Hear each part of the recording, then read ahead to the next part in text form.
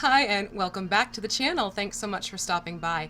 Today's video is actually a double launch two-part series, so you want to make sure you watch part 1 in order for part 2 to make sense. I'm going to show you how to make an initiative tracker with an Excalibur flair to it, so sit tight and here we go.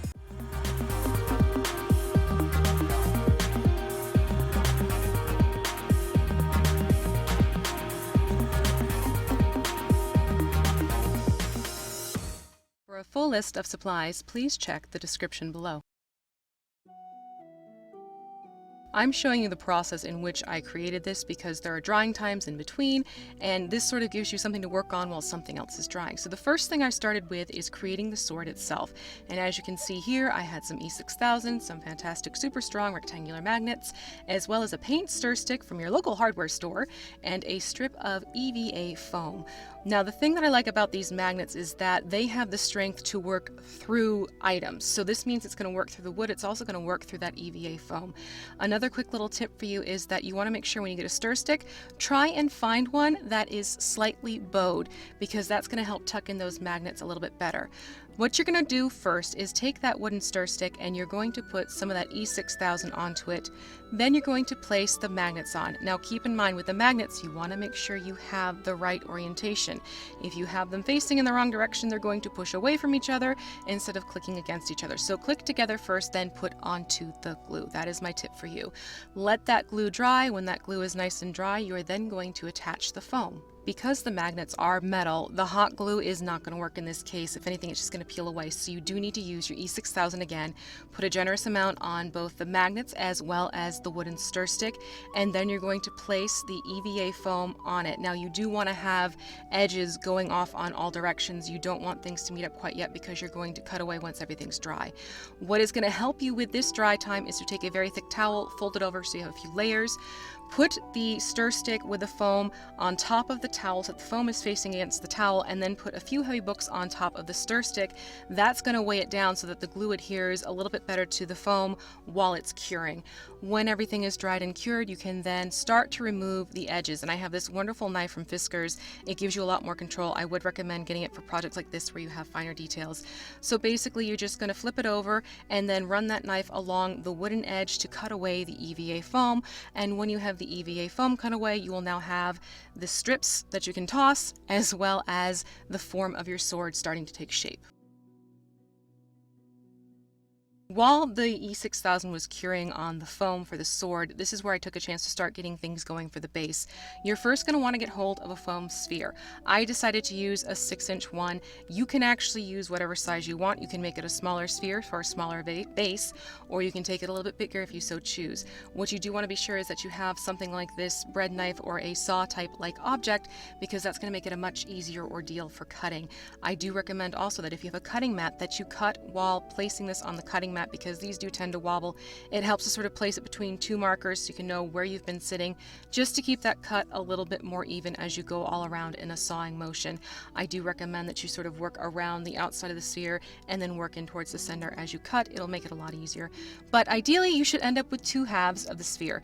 One might be a little bit bigger than the other. That's okay. You can decide which one you want to work with first. Once you've picked out the half sphere that you want to use, you then want to make sure that you hot glue this onto a piece of corrugated cardboard. Keep in mind, when you're working with this foam, you must use a low temp hot glue gun. Anything of a higher temperature will melt this foam and it won't work. So do use your low temp hot glue gun, and I especially recommend that you go around the edges of this piece to make sure that the foam sphere is attached to the corrugated cardboard. When your sword is ready, what you can then do is make an indentation in the top of the sphere. This is also where you want to decide if you want to have that sword sticking straight up or if you want it at an angle. When you have that mark made in the sphere, what I recommend you do is taking a ballpoint pen and a utility knife is digging out that shape in the sphere so that you can insert the sword and have a place for it to anchor into the sphere. To best form the hilt and guard portion of the sword, you're going to take advantage of that little notched out area of the paint stir stick. One thing you might notice is that your E6000 glue did not dry perfectly everywhere when it comes to the foam. So what you're going to want to do is go back to your low temp hot glue gun, put it into those places where the seams are separating, and then one thing I do recommend doing is taking your hot glue gun, adding a thin bead to the edge, and then using the nozzle to smooth it out, just to hide the seam between the wooden aspect of the sword as well as the foam part of the sword. To make the guard portion of the sword, all I did was take 2 large popsicle style sticks, and those are what are going to become the guard. So what you want to do is lay them onto your cutting mat. I made sure they were 3 inches in length, and just make sure you notch it off on either side where you need to make those cuts. And just take a utility knife, or you can take that Fisker knife that I have shown up there, and just do some shallow strokes as you work your way down. This is going to keep the wood from fraying, and it's also going to give you a better edge to work with. When you get things cut down to the size that you need, what I do recommend is that you then take a nail file. You can use either the cardboard kind or a metal file, and just take the time now to smooth out the edges. And I also did round off the corners because the corners were extremely sharp. When you have those prepped, what you're then going to do is put this back onto the cutting mat, and you're going to notch off where it measures an inch so that you know where center is for this guard, and that way it makes it much easier to attaching to the sword. What you're going to do to attach it to the sword is then make sure that you put a thick dollop of the hot glue on there, and you're going to press it against the sword where that curved section is on the paint stir stick. Using the cutting mat will help you keep things aligned, and remember, what you do to one side, you will need to do to the other side for the guard. Now, once both pieces are on, you're going to notice that you have a gap between the two. Simply take some paper towel, fold it over on itself a few times, and then you're going to fold it over one more time. And what you can do is insert it between the space. Mark off with a line where it's got some excess sticking out of the bottom. Trim that away, and then you can stick this folded over bit of paper towel back into the space. Then taking your hot glue gun, you're going to kind of do the same thing like you did before with the edges. You're going to put that hot glue on top, and then using the nozzle, you're going to smooth out the hot glue on top of the paper towel and make sure it's also getting onto the edges of the popsicle sticks. And this is going to build up that space so that when it comes time to paint, you won't have any issues with there being a gap between the 2 popsicle sticks. And at this point, you have your sword formed. To place the sword in the base, basically just put it into that opening that you created, take your hot glue gun, go around with a bead of hot glue all around. You will need to hold it in place until the hot glue has cooled though. Once it's cooled, you're ready to go to the next step. Because I don't want the stone perfectly rounded, what I did was take tin foil and use it to build up different shapes to give it a more natural look to the shape. So start off by just pressing it around. You will need to make sure that you're hot gluing this into place so that the foil doesn't shift around on you. Especially make sure that you put some glue around the edges where the foil meets the cardboard, and that's going to keep everything in place for you. You can also take wadded up bits of foil, press it up against the foam sphere, and glue those into place too. And again, it's going to give you some variety and difference in the shape of the base to make it look more stone-like. Now, even though the foil has created some great dents and divots, you want to soften this a little bit. So what you're going to do is first prepare a mixture of Mod Podge with water. You want it to be the consistency of half and half or a heavy cream. You are then going to take paper towels. I do recommend the Viva variety because they don't have patterns to it. And place the paper towel over the foam sphere with the foil on it now. Then taking a paintbrush, you're going to first start where the sword is inserted into the stone and start dabbing it on to the paper towels. You do not want to spray the paper towels down ahead of time and make them wet with water because you're going to dilute the mixture, and that's something you don't want to do in this case. So just take your time, get this mixture onto the paper towels, and you're going to see it's going to adhere to the foil as well as the foam shape, and you're going to get a more rock-like appearance. Allow this to dry completely before you move on to the painting step of this process. Base coat is very easy, and it goes on everything, the sword and the stone of this project. You're going to mix 1 part graphite gray to 1 part pavement to 2 parts Mod Podge.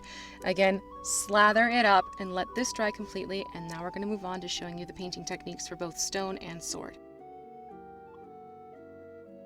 For the stone, these are your colors that you're going to use as lined up from right to left. You're first going to start with graphite gray, then you're going to move on to dark gray, then you do medium brown, then you move on to royal ruby, next up is coffee latte, and finally sun-kissed peach. Like I've shown before, you take an old washcloth, you dab it into the paint, you're going to blot it off on a paper plate, and then you're going to move over to your stone and you're going to start dabbing it on to the stone. And as you can see, it creates this really interesting, cool texture. It's a little bit different than sponge painting because the fibers give you some lined texture as well. So you're going to do this with all the colors in the order that I presented to you with the paint photo. So first you do graphite gray, then you move on to dark gray. From there you're going to do the medium brown.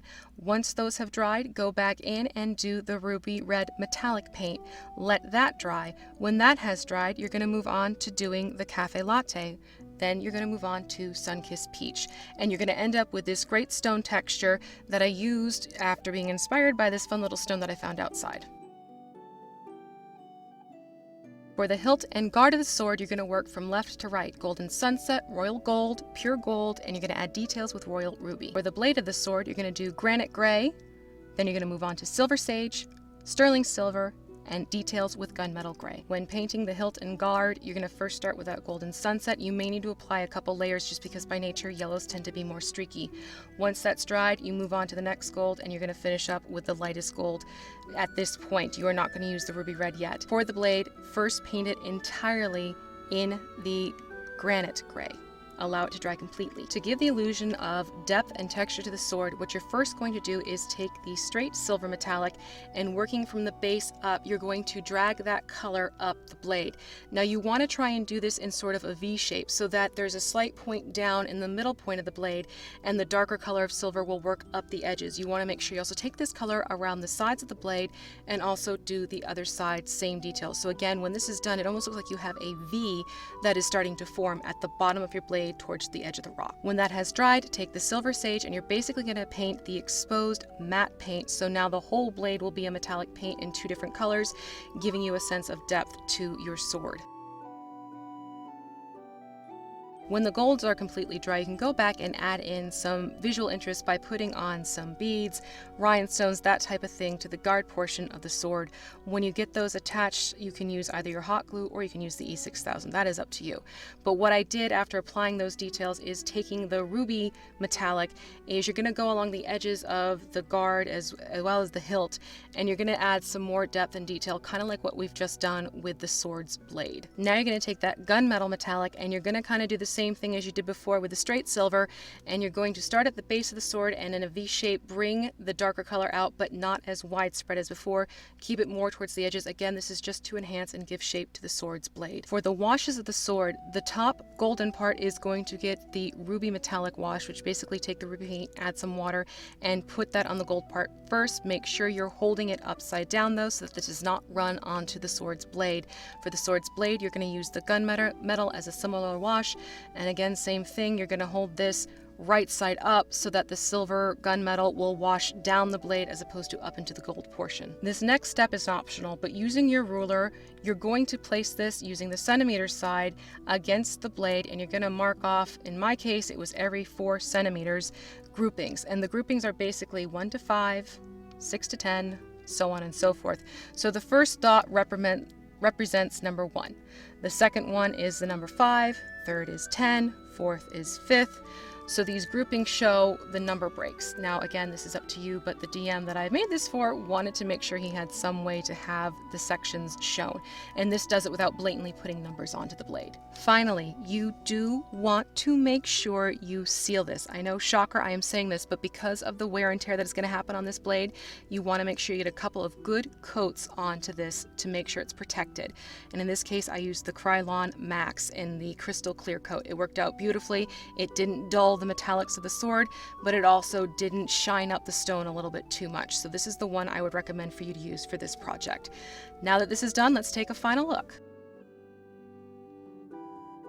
So here you have your sword in the stone. I hope this is something that you enjoyed watching, and I hope it's something you give a try. Again, don't forget to check out the second video, which is going to show you 2 different options for making labels for this initiative tracker. If you have any questions, please feel free to email me at thecraftingmuse.email@gmail.com or comment below. If you've liked this video, make sure to give it a thumbs up, and please feel free to subscribe while you're here. Thanks so much, and have a good one.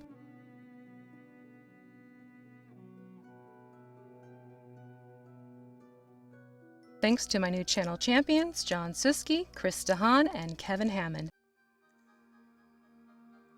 Hello? Hi! Could you imagine if I started the video like that? Hi! Oh god, I'd get on my own nerves. Yeah, we're not gonna do that. No, let's not go there. Part one, take 1. Hi, hey, how you doing? Hey.